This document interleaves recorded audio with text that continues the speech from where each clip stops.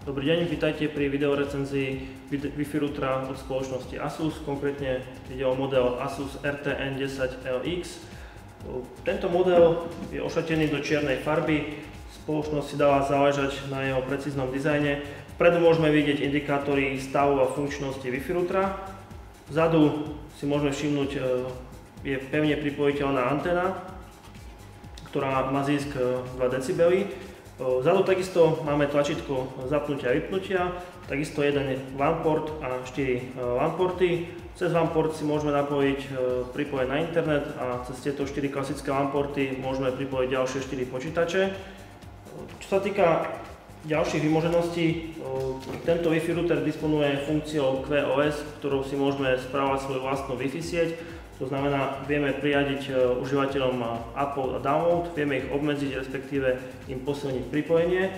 Čo sa týka krabice, k tomuto Wi-Fi routeru je dodávaný samozrejme adaptér, takisto jeden LAN kábel a takisto inštalačné CD, v ktorom si užívateľ môže prezrieť celý manuál tohto Wi-Fi routera. Takisto je možné celú konfiguráciu zvládnuť pomocou tohto inštalačného CD, s tým, že celý konfigurátor je navrhovaný aj v jazyku českom, to znamená aj laický užívateľ dokáže tento Wi-Fi router nakonfigurovať. Čo sa týka prenosovej rýchlosti, tento Wi-Fi router pracuje na prenosovej rýchlosti 150 Mbit za sekundu. Snáď ešte možno jedna zaujímavosť, takisto jednou z funkcií tohto Wi-Fi routera je ekosystém, to znamená, dokáže si vyregulovať napájanie, ak je v standby režime, dokáže odčerpať vašu elektrínu na minimum.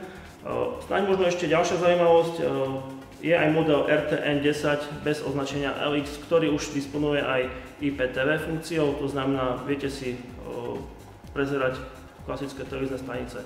Na tento model je nadštandardná trojročná záruka. Počas tejto záruky určite užívateľ ocení to, že v prípade problémov nemusíte čakať na ďalšie vybavovačky, respektíve naťahovanie jedného mesiaca. Výrobca vám garantuje, že vám vymení kus za kus. Ja tento model môžem len doporučiť.